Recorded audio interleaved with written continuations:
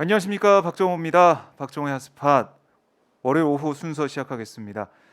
자, 오늘 오후 4시 원래 약속된 시간에 최진봉 교수님 나와 있습니다. 안녕하십니까, 교수님. 안녕하십니까. 오랜만에 원래 약속된 시간 나왔어요. 오랜만에 뭐 나는 약속이 돼 있는지 몰랐어요. 약속된지 오랫동안 시간을 막 바꾸셔가지고 계속 바꿔가지고 안 하기도 하고 한 네. 그래서 제가 4시가 맞나? 그러게요. 오늘 아. 아까까지 문자가 안 오길래 안 하나 오늘도 갑자기 문자가 왔어요. 그러게요. 감사합니다. 아유, 참 이제는 제때 잘 모시도록 하겠습니다. 자, 우리 예비역 해병대 대위와 그렇습니다. 군 전문가죠. 군 전문가. 군 전문가. 저도 네. 현역이었습니다. 예비역 그렇습니까? 육군 보병, 그 군대 육군 안 갔- 병장. 군대 안 갔다 온 사람들은 공직에 좀 안 되게 했으면 좋겠어요. 신성한 국방 의무도 하지도 않은 사람들. 네, 그러니까 그런 네. 여러 가지 좀 따져봐야 할 것도 중요하지. 병역 문제 중요하다. 그렇죠. 이런 생각도 좀 해보게 되는데, 지난주에 저희 방송 중에 최준봉 교수가 군대 갔다 왔던 걸 저는 처음 알았어요. 사실은. 그랬어요? 그래서 다른 뉴스보다 좀 충격적이었습니다. 아 그렇습니까? 네. 제가 군대 안 갔다 온 사람처럼 보이십니까? 아니, 부드러우셔서 부드럽고. 그것도 해병대에 갔다 왔더니 그러니까요. 더더욱 놀라셨군요. 와. 7년을 그러면 7년 야. 군대에서 그러니까요. 썩었죠, 썩어 완전. 와, 근데 그 군인 느낌 이런 건 좀 없어요. 전혀 뭐 없죠. 강인한 느낌 이런. 강인한 느낌이 없다고요? 앞에는 좋았는데 강인한 느낌. 아니, 강한 느낌은 있는데 음. 이게 군인처럼 약간 예. 좀 뭔가 경직된 느낌 이런 건 그건 없고. 없죠. 7년 동안이나 계셨는데. 그렇죠. 와. 7년 동안 있었죠. 제가 딴 유튜브에서 잠깐 얘기한 적이 있는데 네. 제가 가장 재밌었던 경험 중에 하나는 미국에 제가 이제 유학을 갔잖아요. 근데 유학 가서 미네소타 대학에서 이제 네. 박사학위를 했는데 학교 주차장에 차를 세우고 이렇게 쭉 학교로 걸어가는데 앞에서 한국분 두 분이 한국말 하고 오시더라고요. 남성 두 분이. 예. 저는 이제 한국 분이니까 반갑잖아요. 근데 얼굴을 보는데 어디서 많이 본 분이에요. 그래서 누구지 한참 생각에 딱 생각이 났어요. 네. 그래서 이제 다가가서 내가 누구 아니시냐고 그랬더니 저는 너무 반가웠거든요. 그분 네. 상당히 당황을 하더라고요. 그래요? 네. 왜요? 왜냐면 네. 그분이 네. 제가 해병대 포항에서 근무를 했잖아요. 네. 제가 대위로 근무할 때 제 근무하는 곳에 옛날에 단기사병, 옛날엔 방위병이라고 방위. 불렀는데 이름을 이제 상근 예비역 단기사병. 뭐 이런 거죠. 그 근무했던 사람이에요. 그럼 거기서 딱 만난 거예요. 미네소타에서. 놀랐군요. 그 친구가- 악명 높은 최신봉에 만났으니까. 여기서 미국까지 와서. 이제 그 친구는 네. 먼저 와서 거의 졸업할 때가 됐고 아. 왜냐면 전역을 저보다 먼저 했으니까. 그렇죠. 저는 이제 네, 나중에 나중에 했잖아요. 네. 저는 너무 반가운 거예요. 네. 군대 어쨌든 제 부하였죠 그때. 그렇죠. 그 당시에. 네. 그 당시에 부하였는데 너무 반가워. 저는 너무 반가운데 이 친구는 상당히 당황을 하더라고요. 별로 얼굴 표정이 별로 안 반가워요. 그러니까 그분 말씀 좀 들어봐야 되는데. 그래서 이제 전화번호 기억이 교환하고 다르니까. 네. 연락하자. 그러니까 뭐 거기서 그러고 그랬는데? 헤어졌는데 한 번도 연락이 안 왔어요. 그 뒤부터 연락이 안 돼요. 그럼 그분은 미국에 있는지 들어왔는지 제가 잘 모르겠는데 한참 네. 전인가 그 당시가 1999년 2000년대예요. 그러니까 오래됐죠 그 당시에. 20여 년 전에 네, 있었던 그 일. 전에. 근데 저는 너무 반갑더라고요. 그러니까 그때 군대에서 같이 있었던 이제 그 생각이 나서. 네. 근데 저는 뭐 그 친구를 괴롭혀낸 적이 없어요. 왜냐면 그래요? 장교가 무슨 그 밑에서 알아서 하지 저는 그냥 개입을 안 합니다 전혀. 네. 그런 경험이 있어서 에피소드까지. 추억이 네. 재밌었어요 그 당시. 그러니까 이 이제 군에 갔다 온 네. 그 얘기까지 하시면서 네. 옛날 추억까지 말씀해 주고 계신데 그만큼 이 군에 대한 얘기를 뭐 지금 윤석열 당선인도 그렇고 네. 군에 안 갔다 온 사람들이 좀 많이 계속 있기 때문에 그러니까요. 정호영 후보자 아들도 그렇고 네. 우리 군 얘기를 뭐 할 수밖에 없어요 사실은. 그렇죠. 지금 할 보면. 수밖에 없죠. 그리고 국방부를 이전하는 것도 이렇게 급하게 추진하면 네. 당연히 부작용이 나올 수밖에 없어요. 지금 현재도 보면 지금 논란이 되고 있는 게 5층을 리모델링하고 있다는데 그 나중에 2층으로 또 옮기는 거거든요. 그렇죠. 그런 계획이잖아요. 근데 5층 리모델링하면서 다른 장소 지금 옮기지 못했어요. 왜냐하면 한미 연합훈련을 하고 있어가지고 그걸 옮길 수 없는 상황이 됐고 이러다 보니까 비서진이나 청와대에 근무할 사람들의 공간이 없는 거예요. 그러니까 집무실만 딸랑 지금 리모델링 하고 있어요. 그럼 어떻게 해요? 다른 사람들 어디서 몰라요. 근무해요? 어디서 근무할 통이동에서 할지 어디서 할지 지금 그게 문제가 되고 있는 거예요. 그러니까 이렇게 급하게 추진하게 되면 네. 청와대 업무도 제대로 운영이 안 될 수 있는 상황이 될 수도 있다. 집무실만 그냥 딱 거기 있는 거야, 딸랑? 그렇죠. 지금 현재는 그래요. 거기에다가 이지원이라고 이제 그 청와대 내에서 결제 공문 결제하고 사인하고 이런 시스템 있잖아요. 이걸 다 옮겨야 되는 거잖아요. 네. 그럼 당장 업무를 할 수가 없어요. 그럼 종이로 들고 다니면서 사인 받아야 돼요. 그럼 예전처럼 아. 전자 결제를 못 하고 이런 상황이 될 것이고 예. 이게 과연 어디다가 그러면 사무실을 마련할 건지 하는 부분에 대한 논란도 있고 또 하나 논란이 되는 게 이제 국방부에서 최근에 보니까 그런 얘기가 또 논란이 나오고 있더라고요. 대통령이 근무하면 그 주변에는 무기를 갖고 있으면 안 돼요. 그렇죠. 그렇잖아요. 경호 문제 때문에. 예. 근데 국방부에 있는 사람은 군인들이에요. 하하. 군인한테 무기 갖고 있지 마라. 예. 공기 이제 총의 공기라고 그러잖아요. 군대 군대 갔다 온 사람 많은 용어죠. 공기가 있잖아요. 네. 그걸 빼라는 거예요. 그 그럼- 있어야 발사가 되는. 발사가 안 돼요. 네. 그러면 군인한테 총을 들지 말라는 거. 개인 화기가 어디든 다 있죠. 내무실이나 아니면 뭐 국방부 같으면 어디 있는지 잘 모르겠지만 함께 보관하더라도 시건장치 해놓고 개인 화기를 다 가지게 돼 있어요. 네. 자기 개인 화기가 없는 군인이 어디 있습니까? 그럼 군인도 아니지. 그게 무슨 군인이에요? 그렇죠. 근데 그걸 못 쓰게 하는 그런 상황이 될 수도 있다는 거죠. 이렇게 되면 과연 이게 바람직한 건가? 저는 개인적으로 너무 황당하기도 하고요. 네. 이게 다 윤석열 당선인이 갑자기 국방부로 가겠다고 하는 그 계획 때문에 모든 이런 차질이 또 불상사가 생기는 거 아니겠어요. 그러니까 안보와 그다음에 보안, 그다음에 우리 이제 국가의 안위 이런 네. 부분과 연관된 부분인데 이런 부분을 이렇게 그냥 다 연결이 다 돼 있네요. 무너뜨리는 그런 행동을 하는 것이 과연 바람직한지 네. 상당히 좀 논란이 될 수밖에 없다고 봅니다. 역시 예비역 군 장교 출신으로서 대위로서 상당히 불안합니다. 그러니까 그 전에는 음. 이 말씀하신 거 논평을 좀 들렸는데 지금은 이제, 체험적이죠. 예, 경력을 듣고 그럼요. 보니까 와 정말 군에 대한 애정, 많습니다. 저 지금 국가 제가 안위에 이제 대한 국방에 해군 대한 해병대 애정. 7년 동안 해군 해병대에서 근무를 했잖아요. 네. 그래서 아, 이제 여러 군데를 돌아다녔죠, 제가. 자 군대 얘기는 이제 이 그만. 정도로 좀 하고 본격적으로 연애에 들어가 볼 텐데 저희가 지금 원희룡 국토부 장관 네. 후보자 인사청문회 현장을 쭉 보여드리다가 음. 저희 이제 시간이 돼서 저희 인터뷰 방송을 시작하게 됐는데 오늘 오전 또 아까 이제 오후까지 인사청문회 상황 좀 보셨을 것 같은데요. 어떻게 총평하시겠습니까? 저는 후보자들이 네. 정말 국회를 무시하는 게 아닌가 하는 생각이 들어요. 그러니까 자료를 제출하는데 제출 안 하잖아요, 지금. 네. 특히 예를 들면 뭐 원희룡 후보자도 그렇지만 한덕수 총리 후보자 같은 경우에는 검증을 할 수 있는 자료가 없어요, 지금 거의. 한덕수 후보자는 네. 그러니까 예를 들면 부인 관련해서도 부인이 지금 예를 들어서 워싱턴 D.C.에서 열렸던 전시회 그림을 전시하고 그림이 팔린 거 아닙니까? 네. 어디다 팔았는지 하는 부분에 명단 제출하는데 제출 안 해요. 심지어는요 민주당과 정의당에서 뭐라고 얘기했냐면 그러면 이름 지우고 제출해 달라. 그 회사 이름, 회사가 예. 공개되는 게 그렇게 부담스러우면 몇 건을 몇 군데 회사에 팔았는지라도 알게 또 금액은 나올 수 있잖아요. 얼마에 팔았는지. 네. 근데 그런 부분들이 적정 가격인지 그분이 그만큼 예를 들면 경력이 없었는데 그리고 또 풀브라이트 거기도 풀브라이트가 나오더라고요. 그러고 보니까. 그것도 신기하더라고요. 네, 거기 또 연결이 돼.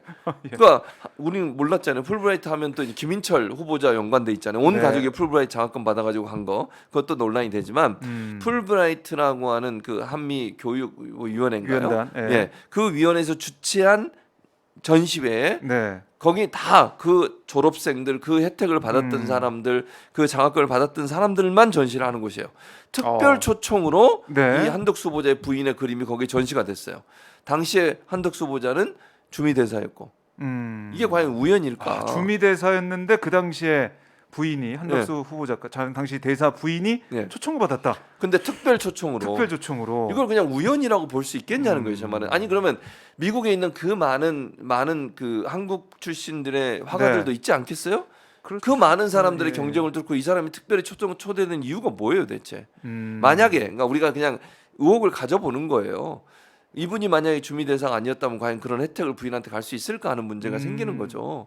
그리고 부인 관련해서는 뭐 세금 낸 거라든지 건강보험 내는 거 이런 거 자료 좀 제출하라고 그랬거든요. 그게 뭐 어려운가요? 아니 저는 이해를 잘 못하겠어요. 국민들이 다 내는 거잖아요. 그게 공개되는 게 그렇게 공개돼서는 안 될 개인정보인가? 개인정보 동의를 안 해줘가지고 그게 제출이 안 되고 있어요 지금. 그래야 정확히 수입을 알잖아요. 이분이 얼마를 벌었는지 몇 년 동안 지금 논란이 되고 있는 게 짧은 시간 안에 수입이 많이 늘어났다는 논란이 있잖아요 지금. 네. 그거에 대해서 명확하게 하지 않고 있고 김앤장 관련해서도 지금 김앤장이 자료 낸 것 A4 2장짜리 4번 간담했잖아요. 그렇죠. 그리고 19억 5천만 원이에요. 네. 그게 전부라고 하면 과연 그러면 그 정도 일하고서 그만큼을 받을 수 있는 그런 일을 했는지, 그리고 구체적으로 어떤 그 자문을 했는지 고문으로서 그런 부분들에 대해서도 요청을 했는데 제출을 안 해요. 아, 그럼 어떻게 검증을 하냐는 거죠. 제 말은. 아니 자료가 자료를 없으니까. 제출하고 네. 검증을 못하는 상황이 되면 그래놓고 아무 문제 없다 이렇게 뭐 자기 예를 들면 이런 거잖아요. 의혹은 제기하는데 자료가 없으면 명확한 근거를 가지고 드릴 수 없고 질문을 더 깊이 할 수 없게 돼요. 그러면 후보자 입장에서는 나는 모르니, 나는 그런 적 없다. 네. 그럼 끝이잖아요, 그냥. 그리고 최근 오늘 뭐 이해식 의원 관련해서 마시잖아요. 그것도 제가 볼 때는 그건 정말 우리 국가를 위해서 일하는 사람인지, 그분이 공무원이었는데 그 당시에 네. 정말 론스타를 위해서 일하는 분인지, 그 물론 본인은 부인했어요. 좋다 이거예요. 부인할 수 있어요. 그러면 부인했으면 증거를 갖다가 얘기를 해야 될 거 아니에요. 네. 왜 그거 그 자료 제출하니까 제출 안 해요 또 그것도. 그럼 어떻게 증명을 하냐고요. 아니 예를 들어서 자료가 없는 상태에서는 질문하는 사람이 의혹을 얘기하고 상대방이 아니라 그러면 더 이상 할 얘기가 없잖아요. 얘기 그러면. 없죠. 자료가 그 검증이 돼야 되죠, 사실. 근데 어떻게 검증을 하냐고요. 그러면서 뭐 한 방이 없었다 이렇게 얘기하는 것은 저는 아니라고 생각합니다. 그래요. 이게 뭐 내일까지 있으니까 인사청문회가 네. 한덕수 후보자 인사청문회 지켜보도록 하고, 원희룡 후보자 인사청문회 지금 계속되고 있는데 뭐 이 개발 관련된 얘기도 있고 뭐 정책 관련된 얘기도 있지만, 국민들이 깜짝 놀랐던 것은 바로 법카 사용, 법인카드 사용이 특정 식당에 또 몰려 있는 게 있어요. 네. 이거 어떻게 봐야 됩니까? 그 좀 말이 안 돼요. 네. 자 일단 그 식당은 고급 식당이고 예. 점심이 7만 7만 5천 원. 5천 원, 네. 저녁이 16만 원, 뭐 15만 원, 16만 15만 원, 원, 뭐 네, 뭐 16만 원 이렇게. 그 정도 된다고 해요. 네. 뭐 이름도 저는 처음 들어봤어요. 뭐 아까 박 기자는 오마카세. 오마카세. 오마카세라고 거의 주방장이 뭐 그날 음. 메뉴 제일 뭐 신선한 요리 네. 메뉴로 가지고 만들어 가지고 주방장 막 특선처럼 제시를 하는 건데 한 번도 안 먹어보셨다면서요? 한 번도 안 먹었어요. 저도 안 박 기자는 안 먹어봤어요. 저도 안 먹어봤잖아요. 먹어봤어요. 이름만 들어본 거잖아. 저는 처음 들었어요. 그런 메뉴가 있는지도. 또 요즘에 또 유행이라고 하더라고요. 아, 그래요? 예, 그래서 좀 돈 모아서 플렉스 하기 위해서 뭐 가는 그런. 근데 본인은 식당이기도 법카로 하고. 먹습니까 그거를? 법카로 그것도 뭐 진짜 많이 갔어요. 2년 동안 1,000만 원 넘게 썼다고 하더라고요. 네.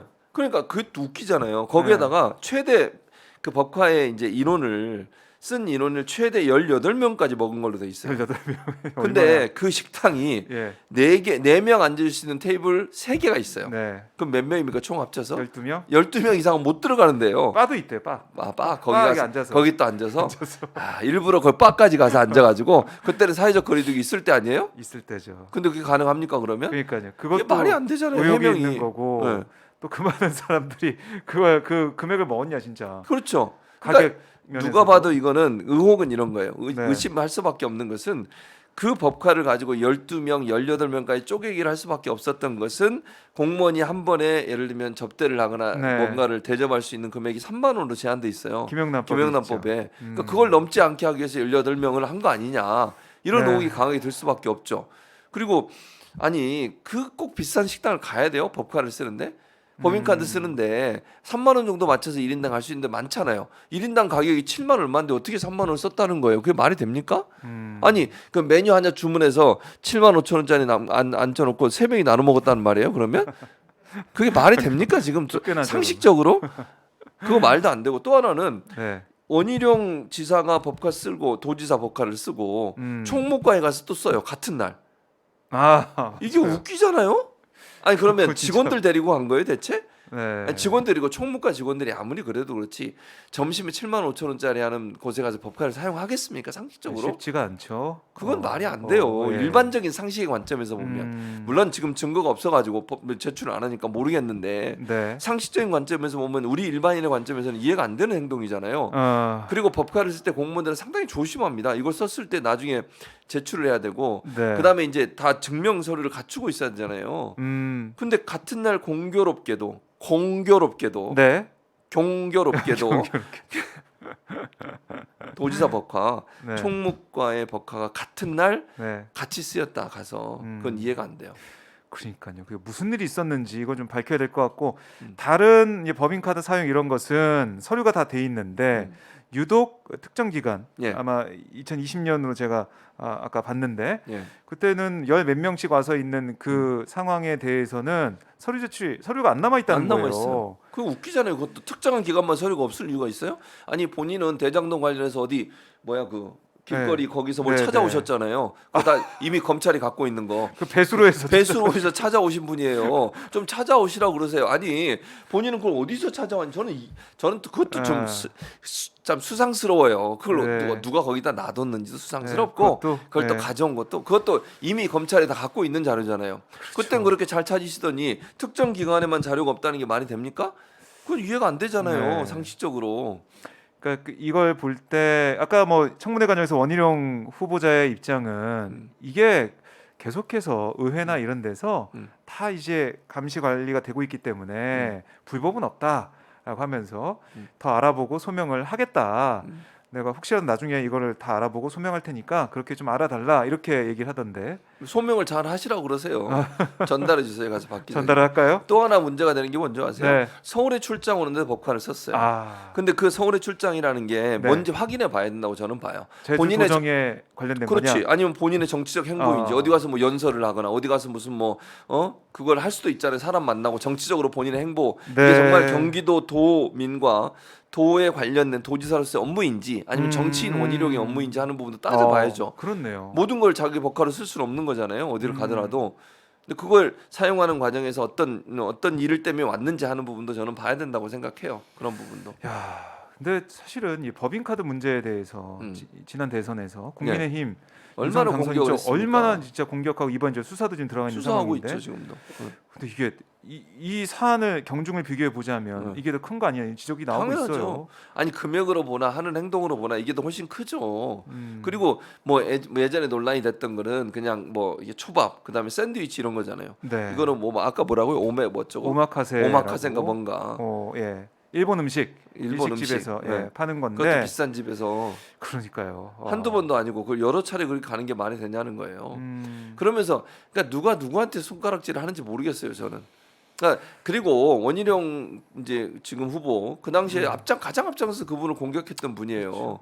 그 손가락을 자기한테 한번 대보세요. 이렇게 그렇게 남을 지적했던 그 손가락을 내 네. 쪽으로 한번 대보라고 이렇게 그 말을 할 수 있는 건지 그때는 어떻게 그런 말을 했는지 모르겠어요. 그리고 그 개발 오봉동인가요? 오등봉. 오등봉인가 예. 이름도 참 봉자가 들어가니까 저랑 비슷하긴 한데 어쨌든 그 개발도 사실은 논란이 많잖아요. 지금 자기 네. 옆집에 사시는 분이 건설회사의 한 분이시고 자기 집을 타운하우스라고 그러나요? 본인이 네, 네. 개인적으로 길. 구입한 그 집 네. 관련해서 이제 제한 구역을 좀 풀어주면서 용적률이 높아지는 상황도 있었고 이런 의혹들이 이상하죠. 너무 많아요. 아니 이게 한두 건이 모르겠고 그다음에 그 옆집 사신다는 건설업자 같은 경우 간급 공사를 많이 하셨더라고요. 나중에 네. 그러니까요. 그게 아무런 관계가 없을까? 그게 우연일까? 그럼 모두 다 이게 만약에 민주당에서 이런 일이 있었으면 이걸 가만히 있었겠어요? 국민의힘에서 난리를 났겠지. 근데 그러면서 대장동에서 그렇게 공격을 하시더니 네. 본인과 관련된 일이니까 이건 문제 없다고 넘어갈 수 있는 문제인가 하는 부분은 깊이 저는 아까 말씀드린 손가락을 본인을 향해서 한번 네. 지적을 해보시면 좋을 것 같다는 생각이 들어요. 원희룡 후보자 뭐 사실 장관 후보자기 때문에 이 보고서가 채택이 안 돼도 그냥 임명할 수가 있는 상황이라서 그렇죠. 그런 상황이죠. 이제 가는 상황이지만 음, 이게 민심에 분명히 좋지 않은 영향을 줄 거다는 생각이 들고 당연하죠. 또는 뭐 박진 후보자나 음. 박보균 후보자 인사청문회도 있고 한데 이게 너무 많이 하다 보니까 어디서 어떤 일이 벌어지는지 잘 모르겠어요. 잘 몰라요. 그리고 워낙 의혹이 예. 없는 사람이 없잖아요. 없는 지금. 사람이 없어요. 박진 후보자는 위장전입 또 위장전임 자녀 위장전임 시인했어요. 시인했죠. 예, 송구하다고 어. 사과하던데. 네. 그런 문제. 그러니까 이게 그냥 이게 정말 괜찮은 후보가 있으면 모르겠는데 후보들을 네. 보면 그냥 예전에 그러니까 문재인 정부에서 세워놨던 7대 검증 기준, 인사 검증 기준에 보면 제가 볼 때 통과할 사람 아무도 없어요. 그 기준으로 따지면 예. 안 걸리는 사람이 없고. 그러니까 윤석열 당선인 내세웠던 이른바 공정과 상식 네. 이걸 내세워서 당선이 맞지 않죠. 됐는데 어. 지금 내가 후보자들 보면 인사청문회 과정을 지켜보면은 글쎄요, 문재인 정부와 비교해서 어떤 게 정말 더 공정하고 더 상식적이냐 오히려 더 퇴보하는 게 아니냐 이런 지적은 나올 수밖에 없을 것 같습니다. 그리고 이제 저는 또 하나 걱정되는 건 너무 윤석열 당선인이 본인과 가까운 사람들을 하는 거 아니냐 이런 논란도 그러니까 이런 소위 이제 인사 참사라고까지 얘기할 수 있을 정도로 네. 논란이 없는 후보가 없는 이런 상황이 만들어진 게 결국 본인과 친분 관계 있거나 또는 평소에 잘 알고 있었거나 예전부터 인연이 있었거나 뭐 고등학교 동창이거나 뭐 이런 분들이 주로 많이 들어와 들어가 있잖아요 지금. 어제는 외교안보실장이 네. 50년직이더라고요. 예, 맞아요. 초등학교 동창. 그러니까 40년직이 50년직 이러는 거잖아요. 그럼 40년직이는 본인이 아니라고 또 부인을 했으니까 부인했어요. 이분도 문제 나오면 50년직이 아니라고 할 수도 있어요. 잘못하면. 예. 그럼 모르는 거예요. 좀 모르죠. 지켜봐야 알 수가 없죠. 예. 예. 아니 그러니까 이 동창의 인사다 이런 얘기까지 음. 오늘 민주당에서 나오던데 네. 자기가 좀 잘 아는 사람 네. 그리고 익숙한 사람 네. 내가 봤을 때 일 시키니까 잘하더라 이런 사람을 인선하고 내 곁에 둔다 이거는 뭐 인지상정 아니야 이런 얘기도 할 수 있을 것 같은데 근데 어떻게 보세요? 그게 본인이 뭐라 그랬습니까? 사람을 쓸 때 보이는 능력 아, 이걸 위주로 하겠다고 그랬잖아요. 본인 능력, 입으로 얘기했어요. 인연이 인품 아니라 뭐 이런 인품. 얘기했죠. 근데 인품과 능력이 검증이 안 되고 있단 말이죠 지금. 그러니까 아. 예를 들면 지금 뭐 인증 뭐 능력으로 보겠습니다. 그럼 정호영 보건복지부 장관이 뭐 다 빼고 그럼 그분이 갖고 있는 개인적인 도덕성 다 빼고 네. 정말 복지 분야의 전문가예요? 국민들이 그걸 받아들일까요? 행정. 보건복지 중에서는 뭐 보건은 보건도 뭐 저는 의사- 모르겠어요. 그분이 아. 의사로 30년 일을 하셨어요. 네. 외과 수술 잘 하시겠죠. 위암 전문가라고 하시니까 음. 수술은 정말 전문가 같아요. 제가 볼 때. 네. 근데 보건 업무라고 하는 게 수술만 하는 건가요? 음. 의사들 업무만 하는 거냐고요. 뭐 본인이 경북대 행정 업무 하셨다고 하는데 그 행정이 보건 업무의 전체를 다 포함하고 있을까요? 병원의 업무가? 보건 업무라고 하는 것은 그것뿐만 아니라 예방도 있고 감염도 있고 여러 가지가 있겠죠. 복지 네. 분야는 더 복잡해요. 복지는, 복지 분야는 사실은 이제 우리 사각지대나 이런 부분들을 다 돌봐야 되거든요. 그렇죠. 그런 상황이고 그다음에 이제 우리 사회에 정말 그 어려움에 처해 있는 사람들을 어떻게 잘 돌볼 거냐 하는 부분에 대한 연관도 있는 것이고요. 근데 네. 그런 부분들이 의사만 30년 하신 분이 과연 할 수 있는 영역이냐 하는 부분은 의문이 된다고 저는 보여지고 예. 또 하나 원희룡 지금 후보자도 마찬가지예요. 그분이 도정을 했지만 국토부 관련해서 그럼 업무한 게 있습니까? 정치인으로서 역할을 한 거 말고 제가 볼 때는 눈에 띄게 국토부 관련해서 국토교통부 관련된 업무들을 충분히 했느냐 그분에 네. 저는 의문이라는 생각이 들어요. 박부근 후보자 신문 기자 출신이십니다. 네, 네. 글을 보면 진짜 저는 화가 날 정도예요. 그분이 쓴 글들을 보면 저분이 정말 제대로 국가관이나 국민을 위한 생각을 갖고 계신 분인지 의문이 들 정도로 그런 글들을 많이 쓰셨더라고요. 한쪽으로 편향된 글들을 쓰시고 네. 그런 분이 문화체육관광을 전담해서 할 수 있는 분이냐고요 대체. 그게 과연 전문성이 인정받을 수 있는 부분이냐 저는 네. 잘 모르겠습니다. 그러니까 신문기자 출신이니까 뭐 문화체육관광인가요? 그 맞죠? 네, 문화체육관광. 문화체육관. 그 분야의 체육 분야에 뭘 알고 계시는지 잘 모르겠어요. 그 부분이 과연 그러면 능력 위주로 인선을 했다는 말이 맞는 것인지 그래서 여성들도 많이 안 들어가고 청년들도 많이 안 들어갔잖아요. 능력 위주라고. 네. 그런데 결국 보면 본인과 얼마나 가까우냐가 하나의 기준이 됐다고 볼 수밖에 없는 여러 정황들이 나오고 있는 상황이잖아요. 지금. 국민들이 볼 때는 이게 기준이 좀 흔들리는 그런 인사가 됐다 그런 생각이 들고 여러 가지 의혹이 워낙에 정말 매일 정신없이 터져나오고 있어가지고 과연 이 중에 19명 이 장관 내각 후보자 중에 몇 명이나 국민의 검증대를 통과할 수 있을까 생각이 드는데 뭐 한덕수 총리 후보자만 빼놓고는 다 이제 임명할 수가 있으니까 그럴 수 있죠. 윤석열 당선인이 몇 명이나 임명하는지 그것도 좀 중요하게 봐야 될 포인트 되겠네요. 그렇죠. 근데 제가 볼 때는 아마 거의 다 할 것 같아요. 거의 다 할 것 같아요. 뭐 이제 문제가 되면 정호영 후보자 정도는 모르겠는데 네. 그 외의 분들은 이런 상태라고 하면 윤석열 당선인의 스타일을 보면 그냥 할 것 같아요. 예를 들면 저는 네. 한동훈 후보를 지명할 때를 딱 보니까 네. 이건 뭐 눈치 안 보겠다. 아하. 저는 그렇게 생각해요. 그러니까 윤석열 당선인은 네. 더 이상 난 눈치 보지 않는다. 내 갈 길을 간다. 마이 웨이. 푸. 그런 스타일이라고 딱 보여지거든요. 왜냐하면 한동훈 후보자를 지명했을 때 여러 가지 여론에 안 좋은 영향을 미칠 거라는 걸 예측 못했을까요? 저는 충분히 예측 가능하다고 생각해요. 민주당이 반발하고 진보 진영에서 반발할 거 모르겠냐고요. 아, 법을 있겠죠. 법을 집행하는 사람이 피의자로 지금 입건된 상태예요. 물론 뭐 최종적으로 결론이 안 나왔으니까 뭐라고 말씀 못 드리겠지만 네. 그럼에도 불구하고 피의자로 입건된 상태는 맞잖아요. 그렇죠. 그런 분을 어떻게 법무부 장관 후보로 지명을 할 수 있습니까? 그리고 뭐 물론 검찰은 무혐의 처분을 했지만 휴대전화 비밀번호 알려주지 않아서 수사에 적극적으로 협조도 안 했어요. 그런 부분이 네. 법을 집행하고 법을 관장하는 그런 자리에 올라가는 것이 과연 맞는 것인가? 자기의 권리라고 하더라도 그런 권리를 내세워서 수사가 제대로 이루어지는데 일정 부분 방해하는 그런 행동을 한 건 분명하잖아요. 네. 본인의 권리는 맞지만 그러니까 피의자로서의 권리는 맞아요.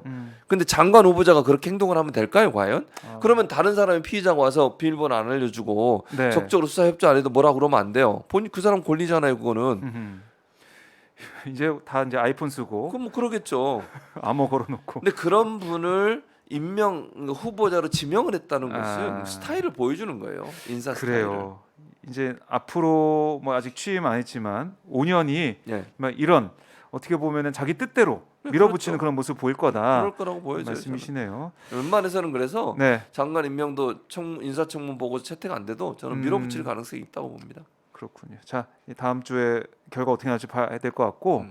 자 주말 사이에 검찰청법 개정안이 처리가 네, 됐습니다. 처리가 됐는데 주말에 이제 통과가 될 때 국민의힘 의원들이 의장실 앞에 연좌 농성을 했어요. 예. 그런 과정에서 박병석 의장이 그 의원들 앞을 지나가는 과정에 충돌이 있었습니다. 네, 충돌 있었죠. 좀 국민의힘 몇몇 의원들이 병원에 갔다 왔다고 하고 있는데, 근데 배현진 국민의힘 의원이 그 앞에 있다가 예. 뭐 국회 직원들하고 충돌이 있었던 상황이 있었어요. 그래서 그 다음에 자신이 이제 발언 신청해서 본회의장에서 박병석 국회의장을 향해서 예. 사퇴하라 예. 뭐 이런 얘기도 하고, 이게 당신의 민주주의입니까 뭐 이렇게 외치기도 하고, 음.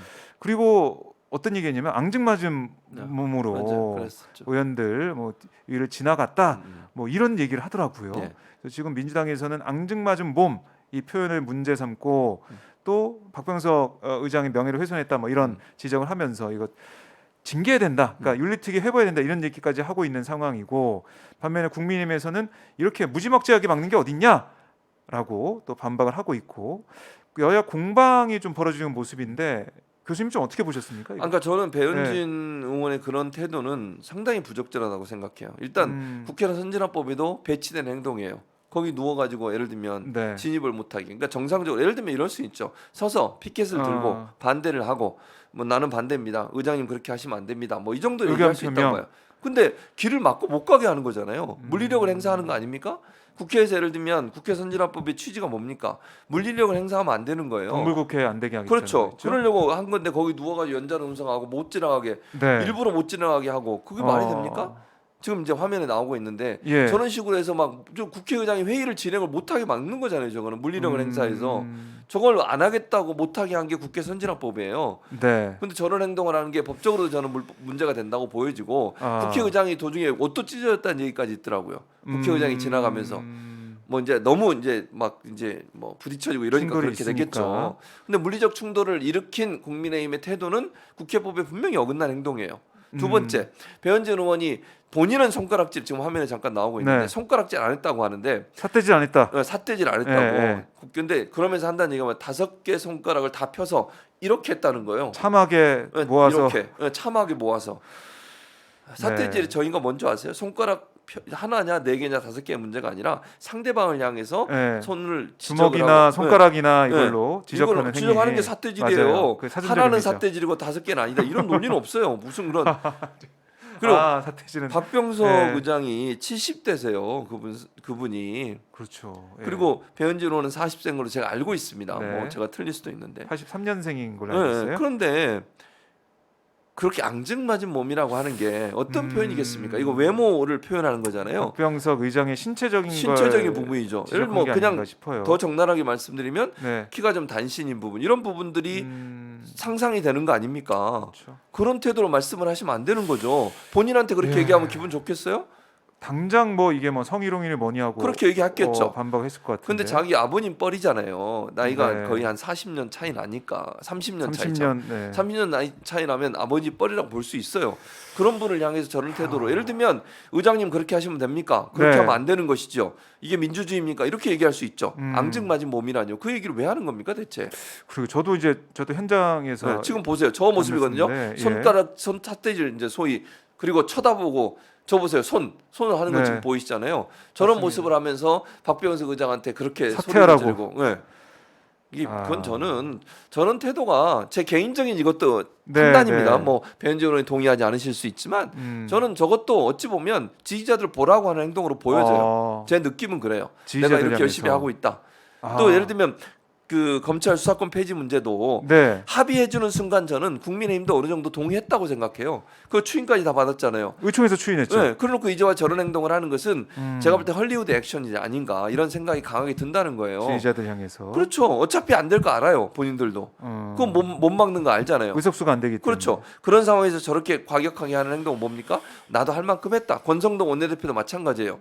왜냐하면 비난받고 욕 먹으니까 그걸 네. 어떻게든지 무마해 보려고 더 과한 액션을 하는 것이고 아하. 배현진 의원 같은 경우도 제가 볼 땐 보수 진영에게 뭔가 메시지를 던지는 거잖아요. 내가 이렇게 열심히 뛰고 있는 전사다 예컨대 뭐 이런 이미지를 만들려는 의도가 있지 않나 하는 생각이 네. 들 정도입니다. 나경원 전 원내대표의 빈자리를 본인이 본인이 대신하려는 차지하는 게 건가요? 아닌가 하는 생각이 개인적으로 듭니다. 제 음. 개인적으로 생각입니다. 이거. 그러니까 뭐 그런 지적이 나올 수 음. 있는 그런 강경한 태도를 보였는데 음. 사실 배현진 의원은 윤석열 당선인 대변인이잖아요. 또. 대변이죠 지금 맞아요. 그걸 또 생각해 보면은 윤석열 당선인을 향해서 음. 이렇게 열심히 하고 있다 이런 시그널을 그걸 또 보낸 보여주는 거죠. 느낌도 맞아요. 있고요. 하여튼 국회에서 참 그래서 저도 본 적이 없는 그런 단어. 예. 이거 국회의원들끼리 사적인 자리에서 안 하는 예. 그런 단어고 사실은 그걸 국회 회의장 회의 시간에 공적인 그 시간에 그 자리에서 했다는 것 자체가 좀 그것도 느껴지지 의장을 향해서. 의장을 그러니까 향해서. 반대로 얘기했어요. 네. 누군가가 정말 배현진 의원을 향해서 그 말을 썼다고 생각해 보세요. 본인이 가만히 있었겠어요? 근데 왜 그 말을 나이가 30이나 많으신 어르신한테 네. 뭐 나이를 제가 얘기하는 건 아니지만 어쨌든 남성 의원한테도 그런 얘기 하면 안 되는 거예요. 특히 국회의장한테 국회를 대표하는 사람이잖아요. 그런 분한테 그런 말을 쓰는 것 자체가 그럼 타당합니까? 네. 여성한테 쓰면 안 되고 남성한테 써도 되는 말인가요, 그게? 음, 그건 아니잖아요. 외모에 대한 평가를 하는 거잖아요, 어쨌든. 그렇죠. 그 말 자체가 그 뭐 연상을 시키니까 예. 여기에 대해서 민주당이 조치를 취하겠다라고 하고 있는데 또 의장실에서도 이거 넘어갈 수 없다라는 얘기를 하고 있던데 네. 뭐 어떻게 흘러가는지 보도록 하고 결국 이 검찰청법 개정안은 통과가 됐고요. 형사소법 개정안도 내일 오전에 본회의 표결을 그렇습니다. 앞두고 있는 상황입니다. 예. 자, 한번 그래도 이제 짧게 저희가 좀 평가를 한번 해보면 많이 좀 아쉬워하는 분들은 계세요. 맞아요. 원안 통과가 안 돼서 음. 특히 이 검찰 수사권 같은 경우 이게 6개를 다 이제 완전히 분리해내는 그런 법안을 가려고 했는데 중재안을 받아들이면서 2개가 남았습니다. 남았죠. 근데 앞으로 또 이제 중대범죄수사청은 어떻게 할지 좀 불투명하고 이렇게 결과 나온 데 대한 반박도 있고 반발도 있고 또 한편으로는 이 정도만 해도 괜찮다. 앞으로 사개특위 이걸 통해서 중수청 빨리 만들어서 완전히 폐지시키면 된다라는 얘기를 하고 있고 어떻게 좀 평가하십니까? 그러니까 지금 두 가지 의견이 다 있어요. 근데 이제 문제는 뭐냐면 국민의힘 입장에서는 중수청 만드는 걸 계속 질질 끌 가능성이 있어요. 그러니까 원래는 1년 6개월 안에 만들기로 했잖아요. 6개월 안에 그게 법 중재안이었죠 사실. 중재안에. 국회의장에. 그러니까 합의한 중재안은 근데 네. 권성동 원내대표가 뭐라 그랬으면 다 파기다 이제 그렇게 얘기했잖아요. 그래서 사개특위 만드는 것도 안 안 해줬어요. 들었죠. 예. 그리고 운영위원회에서 민주당 의원들만 정의당 의원들하고 앉아가지고 그냥 통과시킨 거잖아요. 네. 그러니까 중재안 대로 했는데 국민의힘이 그거 다 파기라고 얘기하고 안 들어와 보세요. 그럼 1년 6개월 안에 만들 수 있겠냐고요. 지금 계획은 6개월 동안 논의해서 법안 만들고 그 법에 의해서 1년 동안 1년. 준비해서 만들자. 그러면 나머지 수사권 전부 이제 쪽으로 넘긴다. 그렇죠. 이게 이제 계획이잖아요. 근데 국민의힘이 반대를 하거나 아니면 사개특위에 들어오질 않아요. 그러면 그게 그걸 또 밀어붙여서 하기는 상당히 부담스러워요. 민주당 입장에서도. 네. 지금 상황에서는. 그러니까 이제 검찰청법이나 형사소송법 통과까지는 이렇게 단독으로 하지만 사법개혁특위까지 만약에 민주당 단독으로 하게 되면 그 여론이 상당히 안 좋아질 가능성이 있어요. 그건 논의가 필요하다고 저는 보는데 네. 그래서 국민의힘 이걸 질질 끌어서 검찰의 수사권을 계속 가져가게 만드는. 왜냐하면 이거 만들어지기 전까지는 계속 수사를 할 수 있어요. 두 가지 범죄에 대해서는. 두 가지 범죄는. 그래서 거기서 또 하나 문제는 이제 등, 중 이 두 가지 단어 때문에 지금 논란이 되는 거잖아요. 중에서 등으로 바뀌었어요. 바뀌었어요. 그럼 등이라고 하는 거는 이게 해석하기에 따라서 여러 가지 예를 들면 부패와 경제범죄 등 네. 이러면 등이 뭐예요 대체? 어떻게 해석하느냐의 문제예요. 시행령으로 이른바 장난을 칠 수 있다. 그렇죠. 그러니까 이런 윤석열 거죠. 당선인이 취임한 뒤에 시행령을 만드는 과정에서 등의 범위를 좀 더 확대시켜서 여러 가지 그 검찰이 수사할 수 있는 범위를 넓힐 수 네. 있다는 거죠. 하... 이런 논란들이 있어서 이 참 앞으로 이제 어떻게 진행되는지 지켜봐야 될 것 같아요. 법이 통과되더라도. 그러니까 지금 우리 이제 국민들 이 검찰의 수사권 기소권을 분리하기를 원하고 바라왔던 우리 국민들께서 계속해서 지켜보고 이 민주당이 어쨌든 사개특위를 통해서 한다고 하니까 어떻게 되는지 이거를 한시도 눈을 뗄 수가 없는 그런 상황이 되겠네요. 그렇죠. 결국에는 왜냐하면 보고 있어야 된다. 그렇죠. 만약에 이제 말씀드린 것처럼 국민의힘 이걸 저지하기 위해서 뭐 시간을 질질 끌어가지고 네. 검찰의 수사를 계속하도록 만들어준다거나 등이라고 하는 말을 확대 해석해서 대통령령의 범위 자체를 넓힌다거나 네. 예를 들면 그러니까 검찰이 수사할 수 있는 범위를 더 넓혀버리는 거죠. 이런 상황들을 국민들이 감시하지 않으면 이 법의 원래 취지와 다르게 법이 운영될 수 있는 위험성도 있다는 것이죠. 참 글쎄요.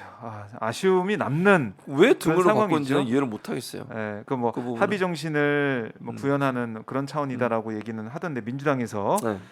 자 하지만 민주당은 의지는 계속 보이고 있더라고요. 이게 사개특위를 통해서 중수처 꼭 만들어서 이 수사권 분리해내겠다라고 하고 있는데 이거는 뭐 매주 저희가 지켜봐야 체크를 해봐야 될 것 같고요.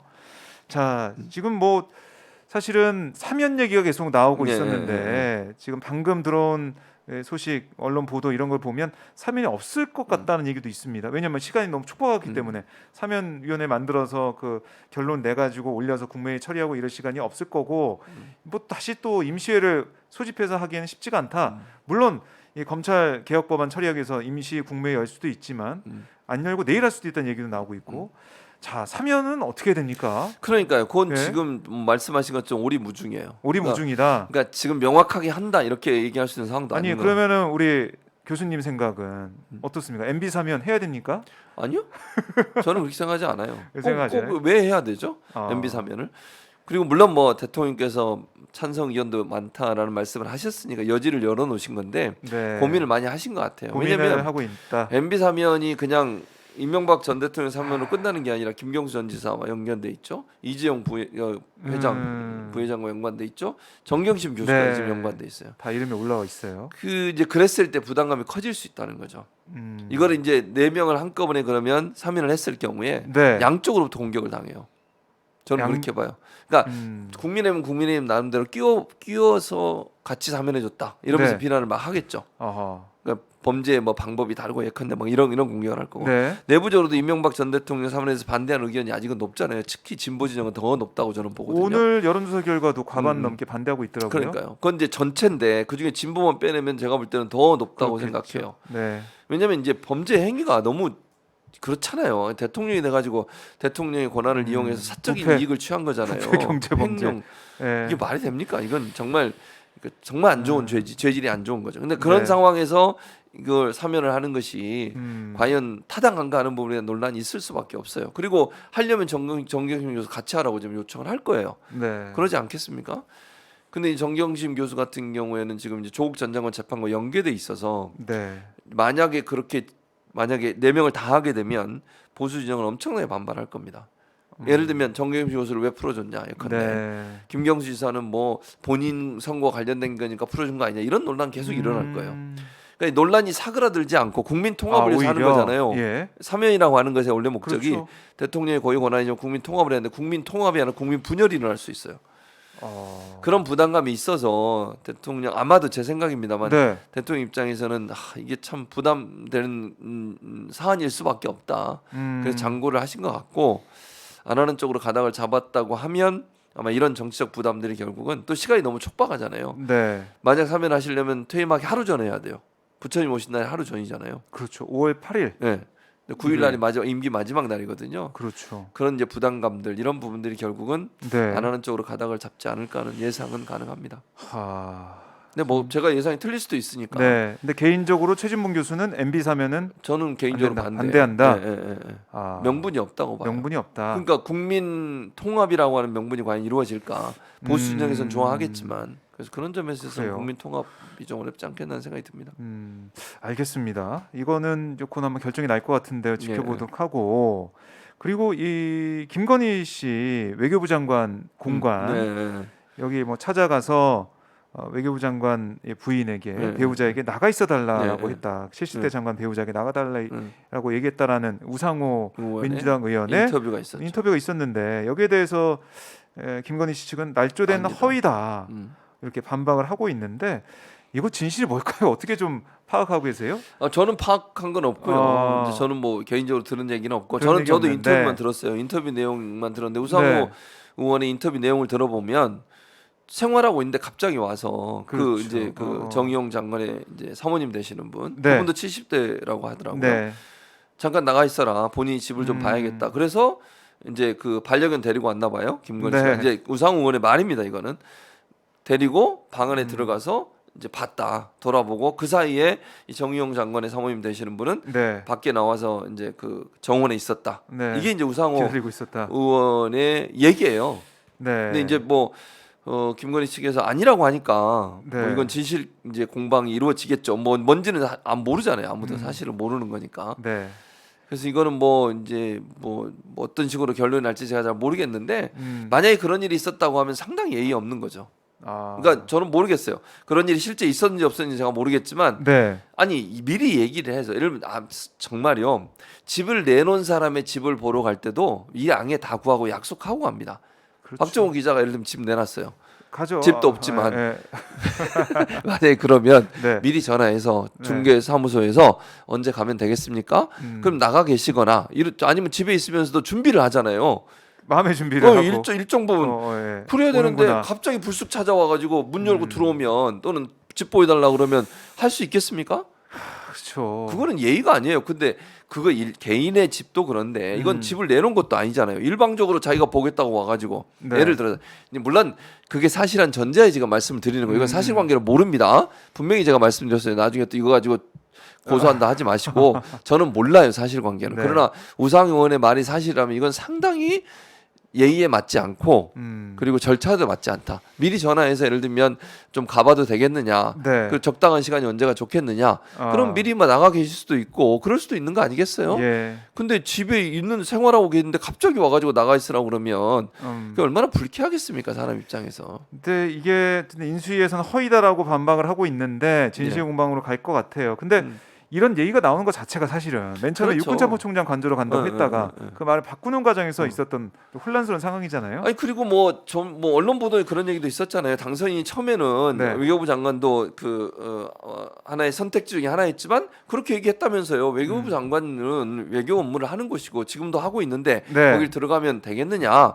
그래서 육군 참모총장 그 공간 거기는 왜냐하면 계룡대에 또 공간이 있기 때문에 거기를 사용하니까 여기는 비어 있는 상태잖아요. 주말에만 네. 쓰고 있고. 그렇죠. 근데 그런 곳에 하겠다고 본인이 얘기해놓고 갑자기 입장을 바꾼 이유가 뭐냐는 거예요. 그러면 그래서 지금 이런 얘기가 나오는 거예요. 사실은. 거기서부터 시작이 된 거죠. 거기서부터 사실은. 시작이 된 예, 거예요. 그게 아니, 아니었으면은 그리고 예비비도 이미 육군 참모총장 공간을 리모델링 한다는 어떤 전제 아래 예비비를 뽑은 거잖아요. 리모델링 비용을 그냥 막 자기가 원하는 25억 이렇게 던집니까? 그건 아니잖아요. 그 집에 가보고 리모델링 할 사람이 그렇죠. 견적 다 내고 이러는 거 아니에요?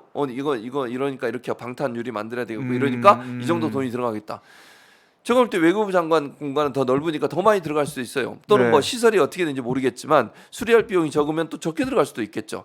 근데 그 예산을 책정해서 올릴 때 이미 육군 참모총장 공간을 쓰기로 하고 거기를 기준으로 해서 예비비를 올려서 그걸 현 정부 문재인 정부에서 통과까지 시켜줬는데 네. 갑자기 입장을 바꾼다 그러면 어떻게 하냐고요 대체. 그 말은 얼마나 급하게 바뀌었는지가 보여지는 하나의 현상이에요. 안 그러면 그렇게 하겠습니까? 네. 예비비도 그러면 외교부 장관 공간을 가지고서 예비비 신청을 했어야죠. 그 기준으로. 근데 육군 참모총장 공간을 기준으로 예비비 신청했고 그게 승인이 나서 그 돈을 집행하기 위해서 25억이라는 돈을 받았는데 배정을 받았는데 네. 그게 과연 그러면 이게 갑자기 이루어진 게 아니라고 얘기할 수 있겠냐는 거예요, 제 말은. 그러니까 이게 뭔가 플랜이 세워져 있고 다 하나하나 준비가 된 상태에서 다음 스텝을 가야 되는데 즉흥적으로 뭔가 여기 찌르고 저리 찌르고 막 이런 게 보여지다 보니까 출범 이후 이 새 정부 출범 이후에 또 어느 혼란이 또 어느 정도의 혼란이 올지 가늠하기 힘들다 이런 얘기가 나오는 것 같아요. 맞아요. 결국 이 국민과 소통을 통해서 국민들의 목소리를 좀 들으면서 가야 되는데 지금까지 보여준 모습은 국민투표를 검찰 개혁 법안을 국민투표 붙인다고 뭐 그랬었는데 예. 오히려 청와대 이전 문제를 국민투표에 붙였는 거 아니냐. 그렇죠, 그러니까요. 외교안보 관련된 그렇죠. 그게 문제니까 외교와 사실은 국가의 안위와 연관되죠. 그런 근데 얘기가 무슨 나올 수밖에 없죠. 검찰의 수사권 폐지가 국가 안위와 무슨 연관이 있습니까, 대체? 아, 국가의 뭐 외교 안보 무슨 연관이 있나요? 그리고 지금 선관위 입장에서는 국민투표법이 미비하기 때문에 할 수도 없다라고 위헌이라는 판결을 받았잖아요. 그럼 법을 바꿔야죠. 안 바꾸고 가만히 있다가 이제 와서 그걸 가지고 딴 걸로 하겠다고. 그러니까 그런 논란이 있으니까 뭐 딴 법을 가지고 준용해서 쓰겠다고. 그렇게 법을 마음대로 자기들 마음대로 필요한 대로 갖다 씁니까? 네. 그러니까 뭔가 계속해서 임기응변식으로 계속해서 대응하는 그런 모습들 이게 국민들에게 얼마나 글쎄요 안정감이랄까 이런 거 줄 수 있을지 좀 봐야 될것 불안감만 같고 부추기는 거죠. 불안감만 부추긴다. 이번에 또 이런 것도 있었죠. 안철수 인수위원장 그러니까 코로나 대응 특위 위원장도 겸하고 있는데 소고기. 소상공인들 지원 얘기하면서 그러니까 거기 참. 내용 중에 전국민 재난지원금 얘기를 설명하면서 이게 좀 비효율적이다. 여유 있으신 분들 그거 받아가지고 진짜 소고기 다 사 먹고 하지 않았냐. 그래서 우리는 이렇게 손해 본 걸 다 계산해가지고 과학적으로 효율적으로 다 보상해 드릴 거다 이렇게 얘기를 했는데 음. 뭐 이거 내용도 그렇지만은 그 단어 소고기 소고기 사 먹는다 이것 때문에 많이도 분노하시더라고요 정말. 아니 분노하지고 소고기 네, 먹으면 네. 안 됩니까? 아니 그 재난지원금 받아 소고기 먹으면 안 되는 거예요 대체? 아니 그럼 자영업자 소상인들은 소고기 먹으면 안 돼요? 돼지고기만 먹어야 돼요? 아니면 그거 가지고 그냥 뭐 음식 사 먹지 말고 오로지 그냥 월세만 내야 됩니까? 임대료 내야 되라. 그게 무슨 논리예요? 자기가 편한 대로 쓰는 거지 필요할 때 그런 거 아닙니까?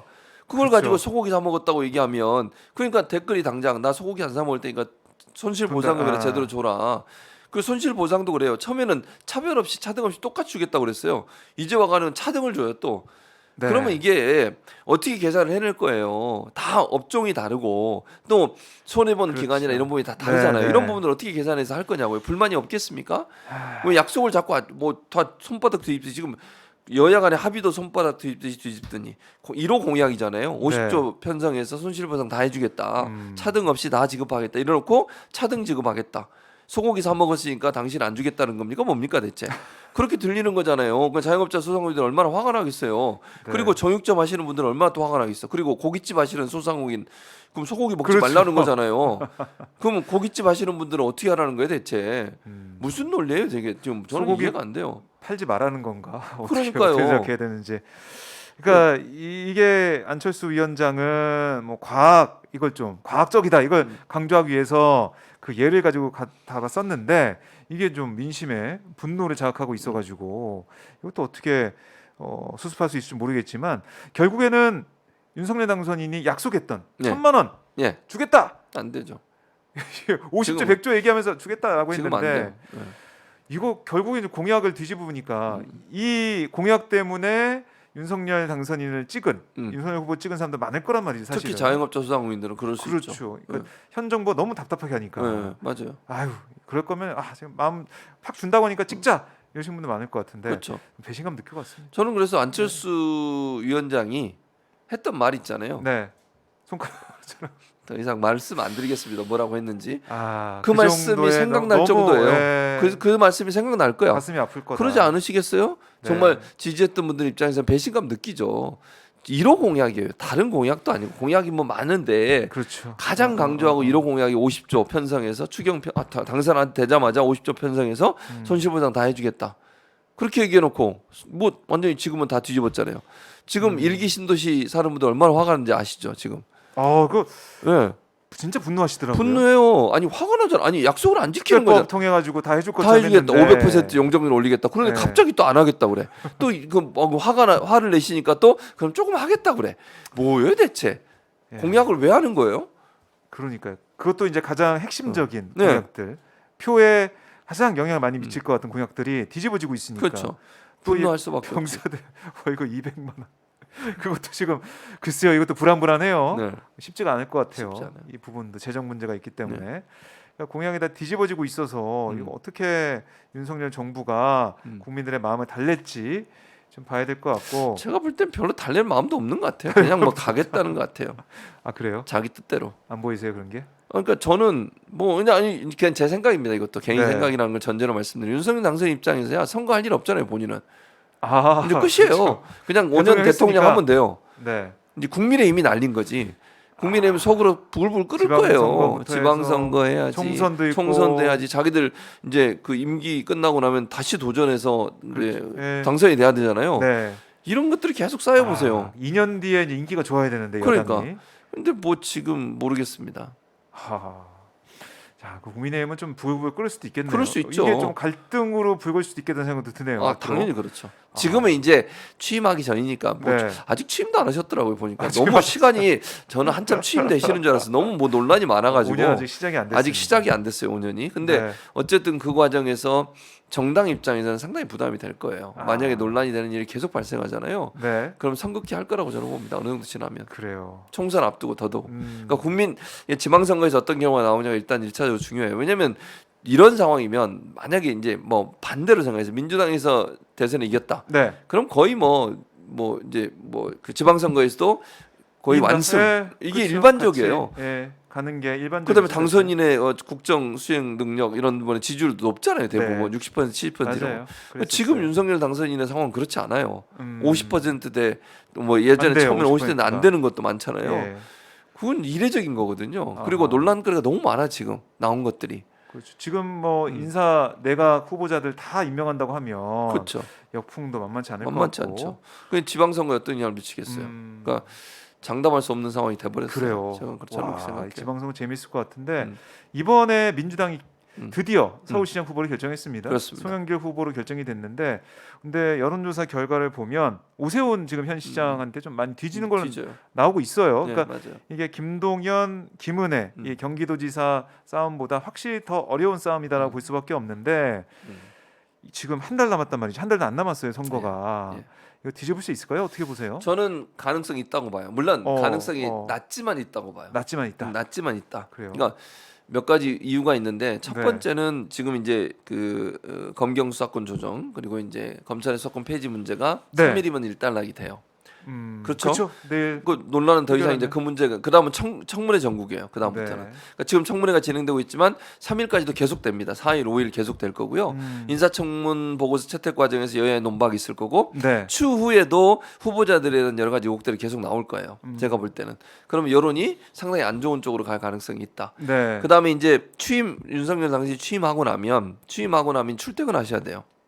어떤 일이 일어날지 몰라요. 출퇴근 과정에서 아직은 안 해보셨잖아요. 지금 네. 출퇴근하셔야 돼요. 어떻게 할까요? 그러니까 그 시민들이 이제 출퇴근할 불편을 때. 겪으시면 아, 차선 하나를 다 막고서 예를 들면 간다. 예. 뭐 그렇더라고요. 전화도 안 터진다. 뭐 이런 얘기도 있고. 네. 그래서 이제 경험을 해보셔야 돼. 그래야 화가 난지 말지 알지. 지금 모르잖아요. 어떤 일이 벌어질지를. 네. 지금 상황에서 그렇죠. 그렇게 됐을 때 불편이 초래되고 또 하나는 지금 우리가 처음에 얘기했듯이 집무실이 다 완성이 안 된 상태에서 대통령 집무실만 있고 만약에 네. 다른 비서진들이 일할 수 있는 공간이 없어서 혼란이 오게 되는 경우 이런 경우 그런 또 경우. 당장 보세요. 바이든 대통령 지금 방한하잖아요. 방한해서 어디서 묵고 어디서 행사를 하고 환영 행사 같은 걸 해야 되잖아요. 또 그럼 신라 호텔 가실 겁니까?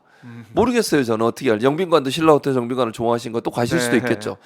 그럼 국민들이 과연 어떻게 보겠습니까? 그거를. 음. 그러니까 저는 그런 여러 가지 요소들이 지방선거에 미칠 영향이 있다고 봐요. 그러니까 결국 뭐냐면 그다음에 그게 첫 번째 이유. 네. 제가 이제 가능성이 있다고 보는 가능성. 것은 서울시장이 가능성이 있다고 보는 것은 네. 윤석열 당선이 취임 이후에 있을 여러 가지 그 정치적 이슈들 그게 지방선거에 영향을 미칠 거예요. 특히 네. 서울시장 선거는 그게 영향을 미칠 가능성이 높다고 봐요. 두 번째 견제 심리예요.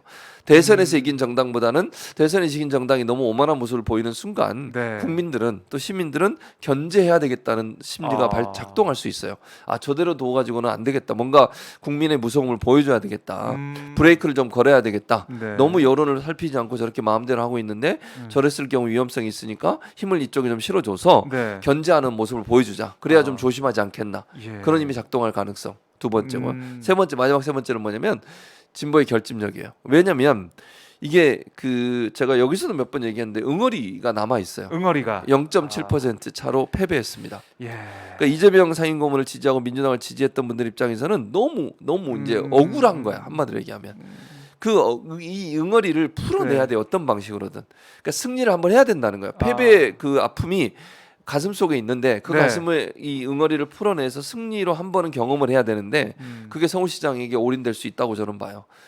그리고 그런 면에서 그랬을 경우에 이제 그 투표장에 나오는 그 결집력이 높아지는 거죠. 네. 지방선거는 잘 아시는 것처럼 대선보다는 투표율이 낮아요. 네, 낮아요. 대체적으로. 그러면 얼마나 지지층을 끌어내느냐의 문제예요. 투표장으로 데려오느냐.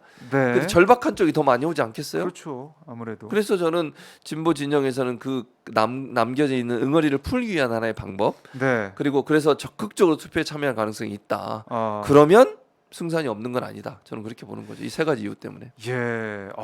이길 수 있다. 이런 저는 말씀을 그렇게 봐요. 주셨는데 자 이제 대역전극이 어떻게 펼쳐질지 최주봉 교수와 함께 매주 살펴보도록 하겠습니다.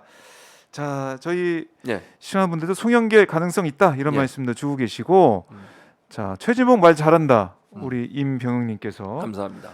또 칭찬도 해주시고요. 예.